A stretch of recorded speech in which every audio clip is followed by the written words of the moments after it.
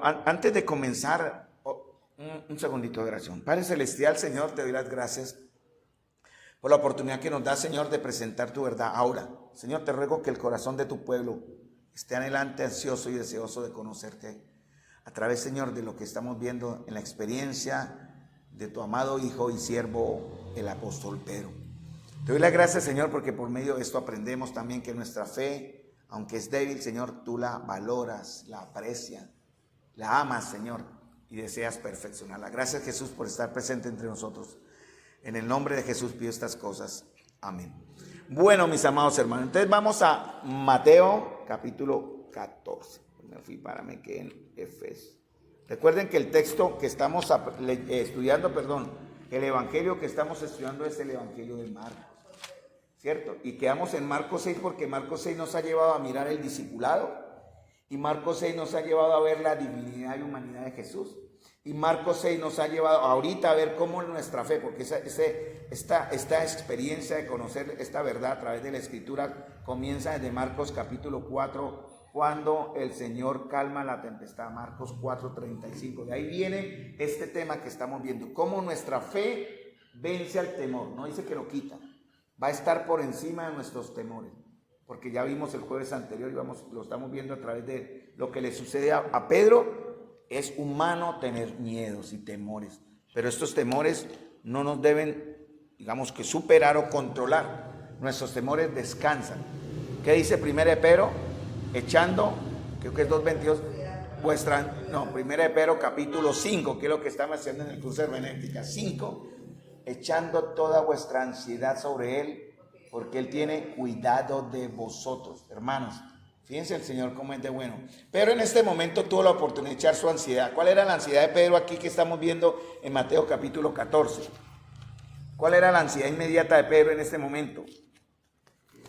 Se estaba hundiendo. Cuando comenzó a hundirse, Pedro clamó, dice en el verso 30, ¿no? Ahí estamos. Al ver el fuerte viento, tuvo miedo. Y comenzando a hundirse, fíjense bien, dice comenzando, no cuando estuvo hundido. Esto nos enseña, hermanos, que cuando viene la prueba, ¿qué tenemos que hacer inmediatamente? ¿Qué tenemos que hacer? Inmediatamente, apenas sentimos que llegó la prueba, inmediatamente, Señor, sálvame. Y el Señor va a actuar igual como actuó con Pedro. Al momento, Jesús, extendiendo la mano, asió de él. Y dice la enseñanza, hombre de poca fe, ¿por qué dudaste? Verso 31, La palabra dudar, vamos a ver el otro jueves, yo creo que el otro jueves ya la vemos. La palabra dudar tiene que ver con doble corazón. La duda siempre tiene, ¿dónde va a estar nuestro pensamiento? En el caso de Pedro, el miedo llegó cuando él perdió su enfoque. Y vamos a ver esos 3 puntos en el verso 30, ¿no? Sí, recuerden, cada verso está dividido en 3 partes, hemos visto ya varias, ¿no? Pero hoy vamos a ver en Mateo, capítulo 14, versículo 30, el enfoque de Pedro, ¿no? ¿Cómo fue cuando Pedro pierde su enfoque, verdad? El cambio del enfoque, de su dirección, el resultado de perder el enfoque o su dirección es el temor. Y por último, reenfoquémonos en el Señor. O sea, hay oportunidad, porque cuando Pedro, el Señor le levanta de que se está hundiendo, como ya vimos, llegan a la barca, pero llegan los dos caminando. Pedro no fue arrastrado, llegó nadando. Pedro se puso otra vez sobre el agua y de la mano de Jesús llegaron a la barca. Eso indica que Pedro falla en su fe, hermanos. El Señor no abandona, pero el resultado de esto es que Pedro regresa a la barca con una fe fortalecida, porque va con el Señor. Entonces vamos a Mateo capítulo 14, versículo 30. Esos 3 puntos, ¿no? Cuando la fe se hunde, Cristo salva. Cambio de enfoque, el resultado de perder el enfoque o la mirada y cómo nos reenfocamos, el clamor de una fe débil. Quiero recordarles, hermanos, que Pedro sigue siendo creyente. Aquí no se está hablando del aspecto salvador para nada, porque si cada vez que nuestra fe dudara o nuestra fe se debilitara, perdiéramos lo que Cristo ya hizo por nosotros en la cruz, es triste nuestra condición, hermanos, porque recuerden, lo que Cristo hizo en la cruz fue hecho una sola vez y para siempre, ¿verdad? Entonces nosotros tenemos ahora los beneficios de esa obra maravillosa de Jesús por nosotros en la cruz. Ahora, ¿qué es lo que pide el Señor? Dice 1 Pedro, y Pedro lo dice, él mismo lo dice en 1 Pedro 1:18. Es necesario que nuestra fe sea aprobada. Cuando él escribió esto, el Espíritu lo llevó seguramente a pensar en este momento cuando su fe fue probada, para que nuestra fe, mucho más preciosa que el oro, sea hallada digna de alabanza y sea aprobada, sea purificada, sea una fe que impacte, sea una fe que llegue a otro, sea una fe que transforme. Entonces, mis amados hermanos, esa es la intención de estos 3 puntos donde estamos analizando. Entonces, el cambio de enfoque, el momento de quiebre, versículo 30, ¿no? Recuerden cómo comienza Pedro desde el verso 29 o desde el verso 28, ¿cierto? Cuando ellos ven a una figura en medio de la tormenta, ¿no? Recuerden, ya hablamos de las tormentas, ¿no? ¿Qué clase de tormentas nos desdibujan? Cualquier cosa, ya sea económica, de salud, familiar, desdibujan la presencia de Cristo. Pero lo que sí tenemos que entender, mis amados hermanos, que a pesar de la tormenta que estemos viviendo, Cristo viene. Él viene en camino. Recuerden que él estaba en el monte orando, ¿no? Y al ver a sus discípulos remar con gran fatiga, a la tercera vigilia de la noche, ¿cierto? Él decide ir hacia ellos, a su ritmo. Él no va corriendo, él llega caminando a la barca. Él los ve luchar, pero él no los abandona. Entonces, hermanos, lo que tenemos es que resistir. Y el Señor nos ha dado maneras de resistir. Por ejemplo, ¿cuáles serían nuestras maneras hoy, al día de hoy, de resistir mientras la prueba da resultado y mientras el Señor llega? ¿Qué herramientas o qué manera nos ha dado el Señor para resistir? Entonces, el Señor no nos ha dejado sin herramientas: oración, palabra y comunión. Y recordando cómo en el caso entonces nuestra fe puede quebrarse en algún momento. Pedro está mirando al Señor y le dice: Señor, si eres tú, manda que yo vaya a ti. Y Pedro actúa ¿cuándo? Recuerden el verso 29. ¿Cuándo empieza Pedro a actuar en su fe? ¿Cuándo? Verso 29, ¿qué? Él escucha la voz del Señor. Nuestra fe, hermanos, debe ser racional. ¿Basada en qué? En la palabra del Señor, en lo que el Señor me dice que actúe. Recordamos el caso de Abraham, cuando Abraham fue llamado por el Señor, dijo: sal de tu tierra y de tu parentela. Génesis 12, sal de tu tierra. Y él tuvo que dejarlo todo, ¿no? Él iba con su sobrino Lot, con sus riquezas a cuestas, pero él no sabía a dónde iba. Entonces, el Señor, con solo oír la voz del Señor, debemos actuar. En el caso de Pedro, él no se lanzó al agua hasta no estar seguro de qué era lo que el Señor esperaba o quería de él. Señor, si eres tú, manda que yo vaya a ti. Ven. Y poníamos el ejemplo, hermanos, que si eso sucediera con nosotros, ¿cómo sería nuestra acción? Si el Señor asomara a la entrada del local y nos dijera, de alguna manera, en su milagro, en su todo poder, nos confirmara algo que Él quiere, pero Él nos dice: ven, ¿qué haríamos nosotros? ¿Dejaríamos todo? O Señor, deja primero, recuerde lo que vimos en el discipulado, deja primero que vaya y entierre a mi padre, deja primero que vaya y arregle mis negocios. Pero Jacobo, Andrés y Juan, los 4 que Él llamó primero, dejaron todo y le siguieron. ¿Pero por qué? Porque escucharon la voz del Señor y vieron en Él la respuesta a sus deseos. Pero desciende, pero tiene su mirada sobre el Señor. Verso 29, andaba sobre las aguas para ir. El término para significa Él tenía una dirección.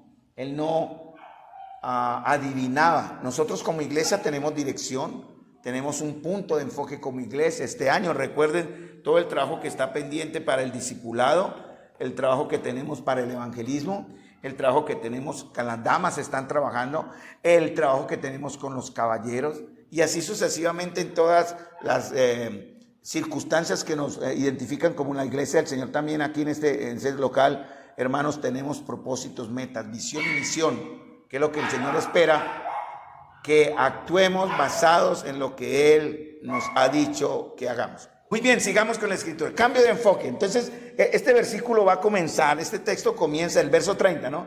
Este versículo comienza con una acción que ya inició en el verso 29, ¿no? Una fe que responde a un llamado, ¿no? Con un conector, ¿cierto? Pero en el verso 30, si Pedro no hubiese no hubiese pues desviado su mirada de Jesús, ¿a dónde hubiera llegado Pedro? A donde el Señor, ¿cierto? Fácil sería, ¿no? Maravilloso que no tuviéramos que pasar por situaciones y directamente hiciéramos lo que al Señor le agrada. Pero, dice el verso 30, al ver el fuerte viento, tuvo miedo. ¿Quién de acá no ha tenido temores? Yo vivo continuamente en temores de muchas maneras, temores por ustedes, temores por mí, temores por mi esposa, temores por mi trabajo. Pero también sobre esos temores está mi gozo, ¿no? Mi alegría, mi seguridad. Es humano tener temores. Lo que pasa es que aquí Pedro nos quiere enseñar algo, y es que eso es lo que estamos aprendiendo. Una fe que responde al llamado del Señor, ¿cierto? Porque este Pedro nos va a contrastar cómo empezó él. Mire, hermanos, ¿cómo comenzó Pedro en el verso 29? ¿Bien o mal? Bien, ¿cierto? Muchas veces comenzamos bien, pero terminamos mal. No es la norma, ¿no? Lo ideal es empezar bien, terminar bien. Pero al caso, si en el transcurso de nuestro primer andar bien fallamos, hermanos, lo que la palabra de Dios dice es que, ¿qué es lo que tenemos que hacer? Verso 30, y comenzando a hundirse dio voces diciendo, Señor, sálvame. Esta palabra, Señor, sálvame, tiene un significado. Señor significa curios. ¿Quién manda acá? Sálvame tiene que ver con salvación. Entonces ahí extraemos la enseñanza.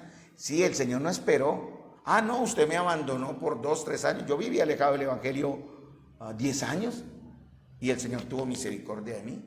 Pero fácil, ¿qué tal hubiera pasado si yo, Señor, sálvame, ya estoy cansado de mi vida, sálvame? El Señor dice, no, usted me tenía dejado, me abandonó, ya no lo tengo en cuenta. No, apenas yo clamé, estoy hablando de mi caso personal, apenas yo hablé, y claro, el Señor tuvo que ver la que ahora es mi esposa Martica, ya que me ayudó mucho. Apenas yo clamé, el Señor actuó. Es así. Dios no es de los que espera. Dios no es lo que dice, vamos a dejarlo que sufra un momentico más. No, el Señor responde, clama a mí y yo te responderé, ¿cierto? Y te enseñaré cosas grandes ocultas que tú no conoces.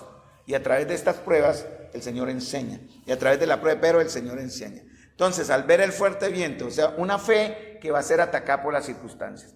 Por las circunstancias. Tenemos circunstancias laborales. Por ejemplo, como he mencionado, ahorita mi trabajo se extendió un poco, entonces llego muy cansado. Pero aún así me siento, porque debo preparar para ustedes lo que compartimos, pero también yo necesito alimentarme. Sin embargo, el cuerpo se está resistiendo. Ya el cuerpo no es el de uno de 20, ¿verdad? Entonces tenemos que, de esa manera, pues, concentrarnos mucho en cuáles van a ser nuestras prioridades, qué es lo necesario, lo importante.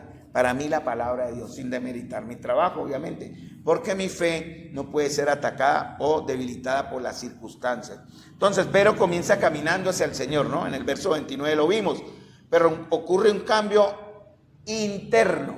Recuerden que la fe nace ¿de dónde? La fe nace ¿de dónde?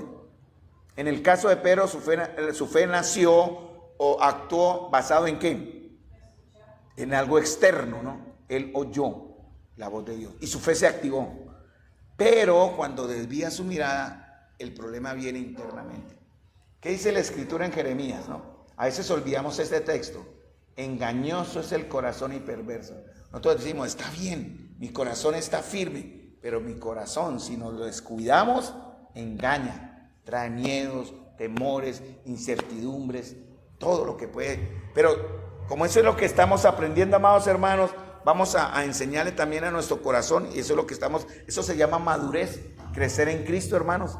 Entonces, pero aprende algo acá, ¿no? Entonces él comienza caminando hacia Jesús, pero hay un cambio interno, y lo que sigue va a revelar el poder de Cristo, su misericordia y su gracia, su cuidado hacia los que él ama. ¿Dónde se ve eso? En el verso 31, que vamos a ver próximamente.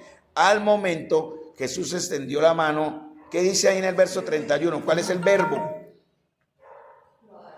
Lo agarró. Hermanos, nosotros no nos agarramos de Jesús. Olvídense. Si en verdad nosotros nos agarráramos de Jesús, no nos alejaríamos. Yo me alejé 10 años porque nunca me quise agarrar de Jesús. Cuando le clamé a Él, Él fue el que me cogió. Él fue el que me cogió. Por eso toda la gloria es para Él, hermanos.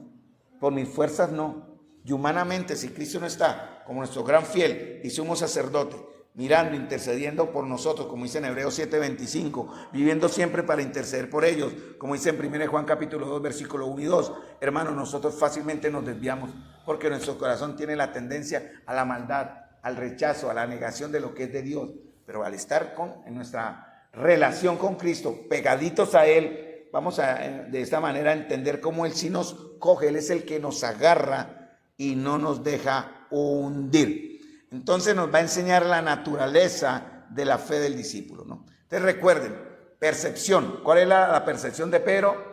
Al ver el viento, lo que él sintió, ¿no? Lo que él vio. Ocurre algo interno, tuvo miedo y comienza a hundirse. Gracias a Dios, Pedro inmediatamente clamó.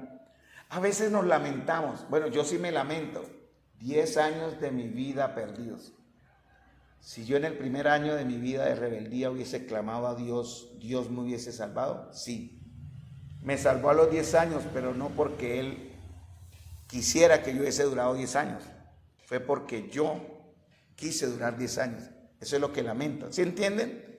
Yo mismo alargué mi tortura, pero inmediatamente dio voces y clamó, y el Señor inmediatamente le salvó. Comenzando a hundirse, dio voces. Esa es la acción desesperada, hermanos, diciendo: Señor, sálvame. Vamos a dejar para el próximo jueves para poderlo relacionar cuando vengan todos. No sé qué pasó, pero miren la asistencia cómo quedó débil hoy. Vamos entonces a seguir en el verso 30. La duda de Pedro, pero al ver el fuerte viento tuvo miedo. Después vamos a ver, esto es solo para que tengan una relación, y sigo dejando la tarea. Busquemos en el 2 Corintios 5, denme 7 cosas que ayudan a nuestra fe. Tienen que leer el texto, ¿no? Tienen que ir a Corintios. Entonces, 7 cosas que se relacionan con la fe de Pedro. Ahí están resumidas más o menos, pero vamos a ir a ese texto, lo anotan y el próximo jueves lo estudiamos, ¿cierto?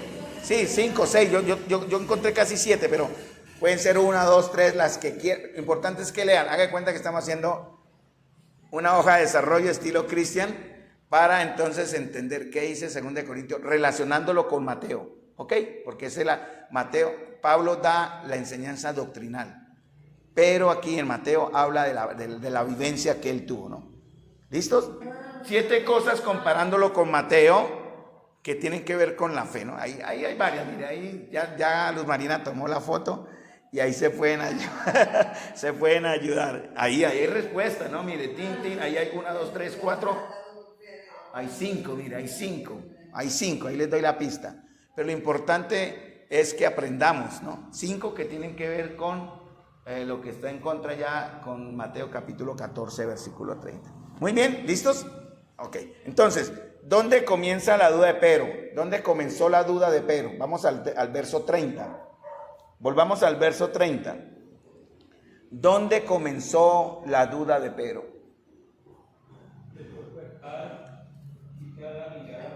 Al quitar la mirada, pero ¿dónde comienza realmente cuando dice tuvo miedo?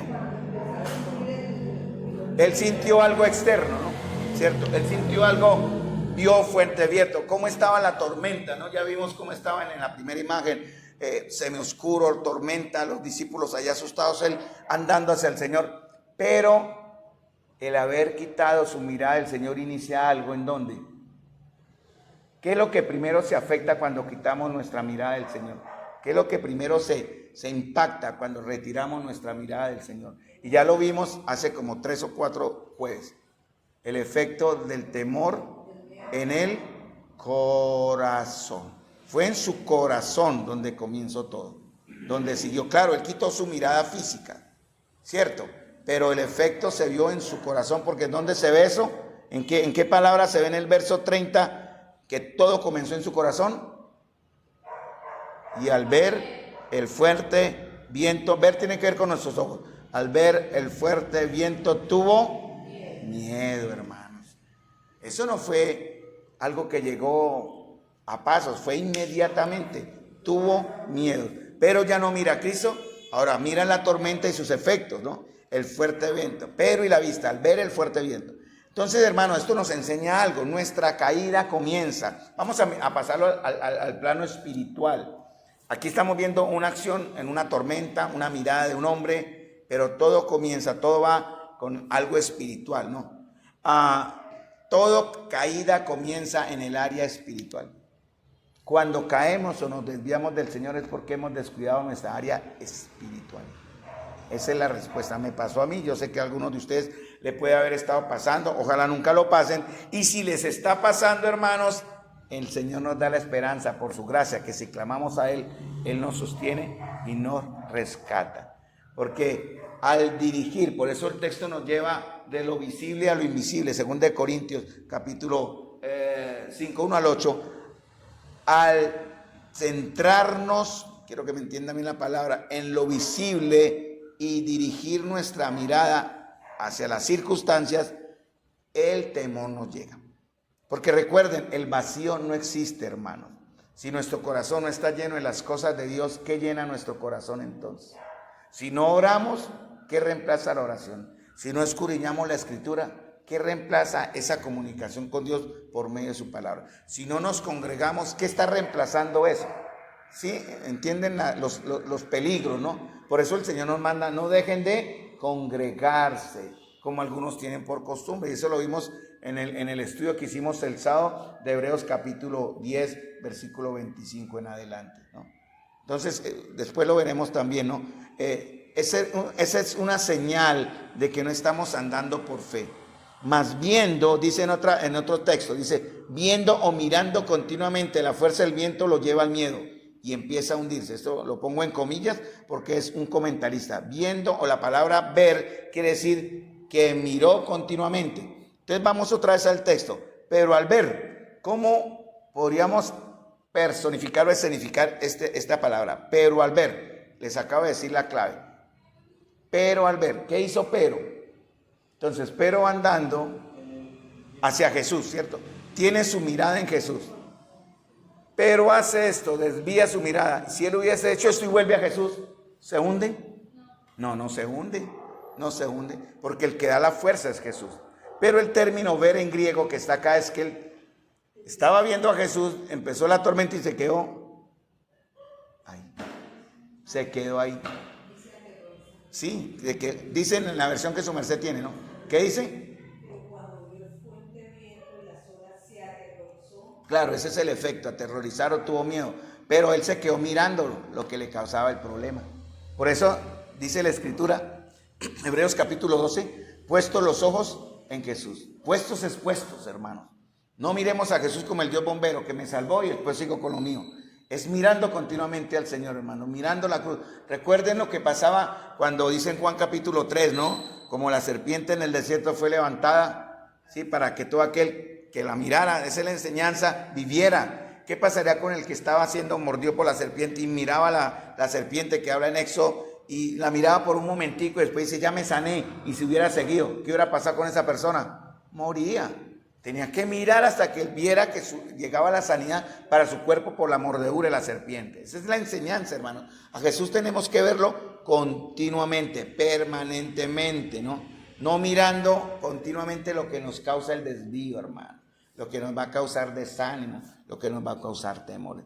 La fe activa, que es la que vivimos, se debilita, hermanos amados, cuando las circunstancias que no van a cambiar, pero estuvo mirando la tormenta. ¿Cambió la tormenta?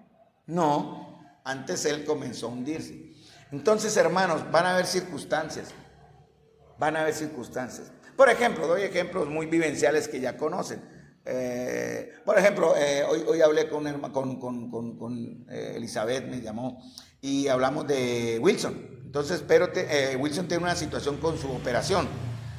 Y el hecho de que esa cirugía, si él no cuida, ese trabajo o que le van a hacer o que le hicieron, él puede quedar impedido porque no va a sanar completo. Entonces hay que tener mucho cuidado. Él tiene que hacer unas terapias, tiene que hacer unos ejercicios, ¿no? Esa circunstancia él decía, ¿por qué me rasgué mi tendón?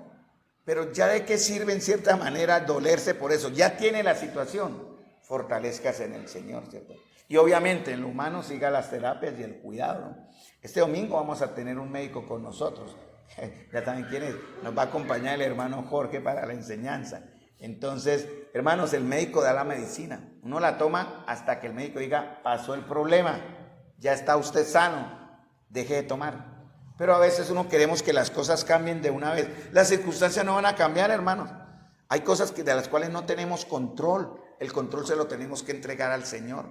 Pero no pudo tener control sobre la tormenta. Solo cuando Jesús lo agarró, lo asió, lo levantó, y solo cuando llegaron a la barca, dice el verso 32, y cuando ellos subieron en la barca, se calmó el viento. No antes, tal vez la barca estaba a 20 metros, a 50 metros, perdón. A los 40 metros, la tormenta. A los 30 metros, la tormenta. A los 10 metros, la tormenta. Pero cuando llegaron a la barca, la tormenta paró. ¿Por qué? Porque el Señor es soberano. Él decide en qué momento nuestra situación para o detiene. A mí me corresponde estar firme ahí.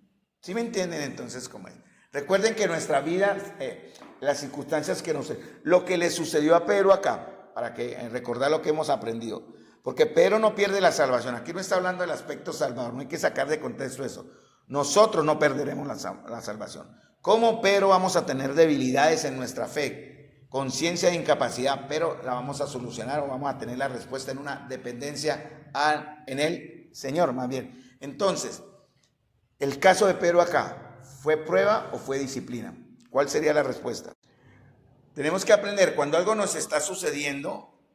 Siempre el trato del Señor es personal, ¿no? Recordemos eso, siempre el trato, aunque también hay trato del Señor de manera colectiva. Por ejemplo, cuando juzgaba a Israel, Él actuaba de manera colectiva hacia el pecado de todo el pueblo, como a la iglesia, en las iglesias de Apocalipsis, ¿no? Él habla a las iglesias, es un juicio, una advertencia corporativa, está ahí. Pero también, como estamos viendo en lo personal, tenemos que sentarnos y discernir. ¿Lo que a mí me está sucediendo es prueba o es disciplina? Solo usted se puede dar la respuesta. Nadie más externamente de usted, porque solo usted conoce su situación. En el caso de Pedro, bueno, lo vamos a aplicar ahí, obviamente, porque es la enseñanza. Tomemos un ejemplo, cualquiera que sea. Entonces, usted está en una situación X, que le causa incertidumbre, dolor, miedos, temores, inseguridades. Entonces, usted tiene que mirar, ¿esto que me está pasando está bajo el control del Señor? Sería la primera pregunta. ¿Tiene el control soberano el Señor? O sea, cuando hablo soberano, ¿qué decir? ¿Entiendo que Dios es soberano en lo que me está pasando? ¿Cierto? La respuesta sería, claro que sí, porque Dios maneja la vida de sus hijos. Él es soberano. Él hace lo que quiere, cuando quiere, como quiere, con quien quiere y a la hora que quiere. Muy bien, Señor, estás obrando en mí, estás trabajando en mí. Ahora, en su relación con Cristo, que eso lo vimos en 1 Tesalonicenses capítulo 5 también, ¿no? Capítulo 5. Andad como hijos de luz. Sois hijos de luz, anden como hijos del día, es lo que digo. Entonces, lo que en mi nueva relación con Cristo, esta situación que me está pasando, me aleja del Señor. Esta situación que me está pasando, busca alejarme del Señor. Una situación, la que ustedes piensen que tengan personalmente en algún momento, ¿lo aleja o lo acerca?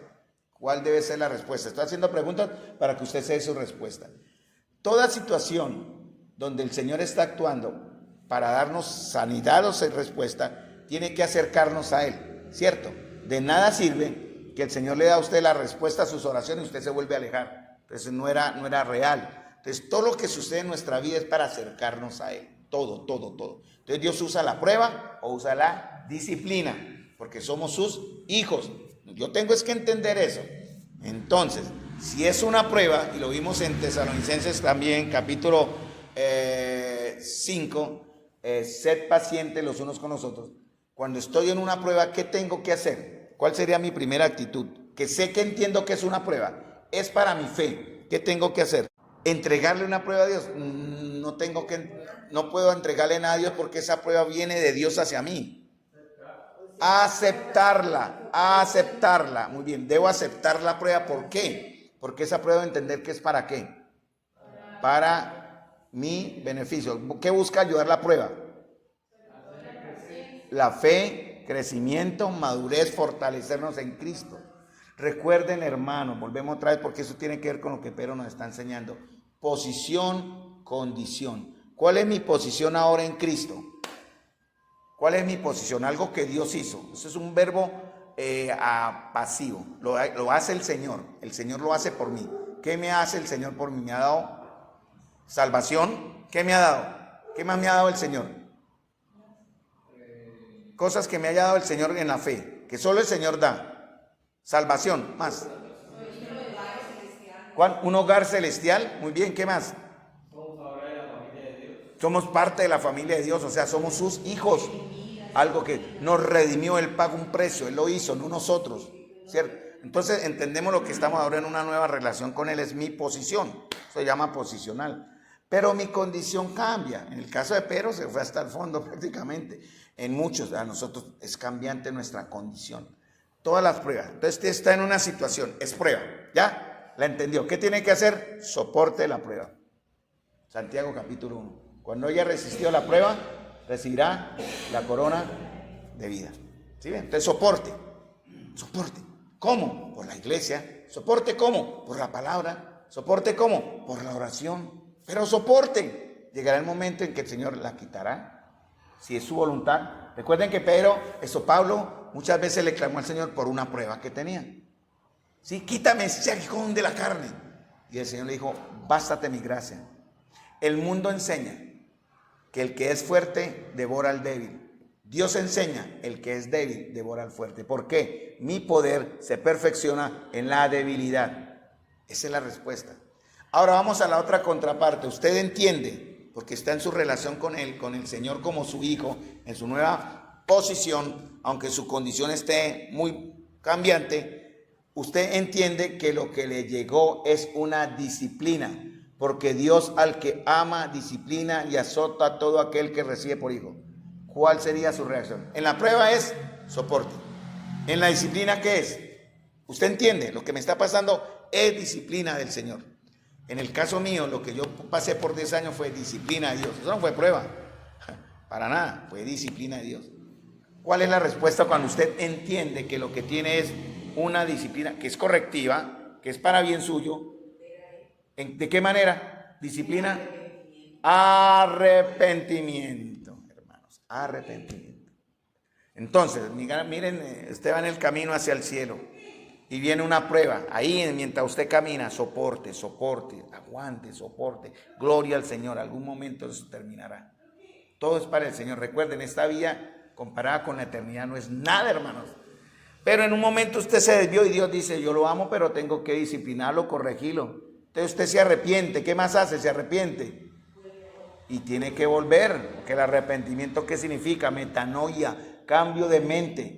No es remordimiento, recuerden, allá la modelo está llena de personas que se fueron descubiertas, cayeron en remordimiento. ¿Por qué? Porque salen y vuelven y cometen el mismo delito. Cae el Hijo de Dios que cae en pecado, confiesa, se arrepiente, vuelve y sigue en el camino y continúa. Esa es la respuesta. Entonces, volvemos. En el caso de Pedro fue una prueba para su fe. Y el Señor va a traer pruebas para nuestra fe. Entonces, lo que cambia es nuestro enfoque. Por eso íbamos a Corintios. Aquí voy a saltarme todo eso porque si no les doy la respuesta para el jueves y no sería justo. Si leo lo que está acá, ustedes ya van a tener la tarea hecha. Entonces, ¿qué vemos en este aspecto de Pedro? Ya vamos a terminar estos, que comenzamos un prisín tarde, 5 minutos más. ¿Qué vemos en Pedro? ¿Fuerza o debilidad? En Pedro, en este caso. ¿Fuerza o debilidad? Debilidad, hermanos, ¿sí? Por eso tiene que ver con aquella, dice, morada terrenal frágil. Hermanos, perdón, la fe verdadera no es ausencia de miedo, sino acudir a Cristo en medio del miedo. Sigo brincándome acá porque si no doy respuestas. Voy a brincarme bastante porque aquí... Muy bien. Hay una reacción inmediata. Estoy resumiendo ya prácticamente y terminamos el verso 30, continuamos con el verso 31 el próximo jueves. Hay una reacción que debe ser inmediata, no hay que esperar. Ya lo hemos dicho varias veces. Apenas comienza la situación, donde usted empieza a desviar su mirada, o apenas ve que usted está hundiendo en cualquier condición o situación, ¿cuál es la reacción inmediata? Llamar al Señor.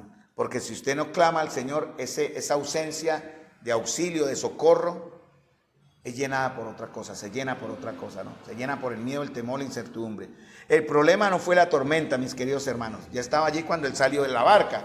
El problema fue cuando empezó a mirar. Entonces cambia la situación, ¿no? La palabra ahí que está ahí. Y Pedro, bueno, en el verso 30 dice, y comenzando a hundirse. Y la palabra ahí quiere decir, es una consecuencia por haber cambiado, un proceso gradual. La caída espiritual, hermanos amados, es progresiva, no repentina. Recuerden eso. Usted no cae en pecado porque hoy amanecí y en 10 minutos pequé. No, hermanos, el pecado es progresivo. Descuide la oración, va a pecar. Descuide la comunión, va a pecar. Descuide la fe, va a pecar, hermanos. Es progresivo, eso no es inmediato. Entonces, mis amados hermanos, esto nos da una esperanza, ¿no? Como esto es progresivo, no repentino, aún así el Señor obra. Recuerden el caso, ya vamos a terminar acá. Recuerden el caso de David cuando estudiamos el Salmo 51. ¿Se acuerdan? Cómo David sufría, cómo David adoraba en el templo aún estando en pecado, ¿no?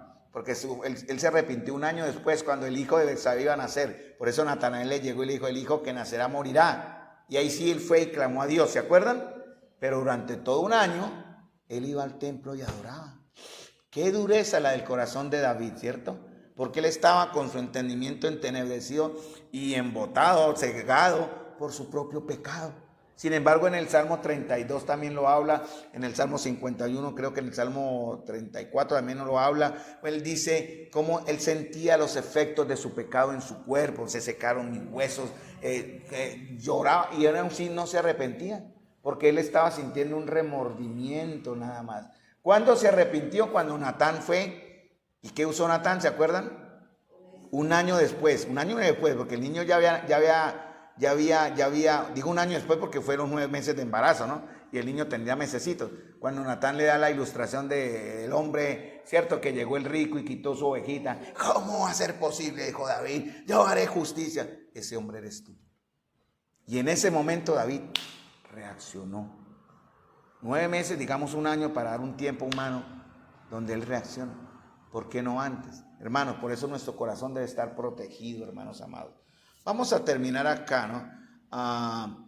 Porque quedamos en el verso 30, última parte, ¿no? Dio voces, porque el temor y la acción, el efecto del temor indican también una progresión, un avance exactamente progresivo, psicológico, espiritual. Entonces, el miedo fue la causa de la duda. Cuando hay duda, ¿en qué texto podemos usar? Por ejemplo, que tiene que ver cuando hay duda, quiere decir que hay miedo. Por ejemplo, el Romano dice, todo lo que no es de fe es pecado. Por fe andamos, no por vista. Pero sin fe es imposible agradar a Dios.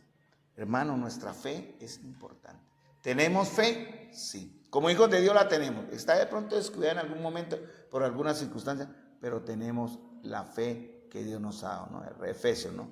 Por gracia sois salvos por medio de la fe. Y esto no es de ustedes, pues eso es un don de Dios, un regalo de Dios. Y no es por obras, para que nadie tenga de qué gloriarse.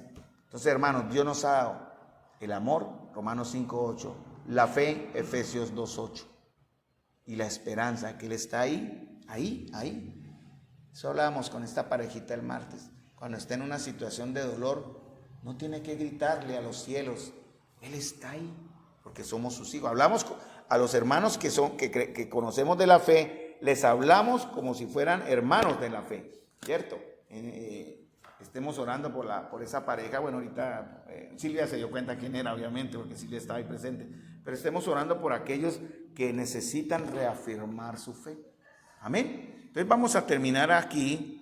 Yo de todas maneras mando el audio por el interno, pero bueno, esperando llamar a los que no asistieron hoy a ver qué pudo haber pasado. Pero no importa, hermano. Los que estamos acá es también porque estamos aprendiendo y creciendo. Vamos entonces a terminar con una palabra de oración.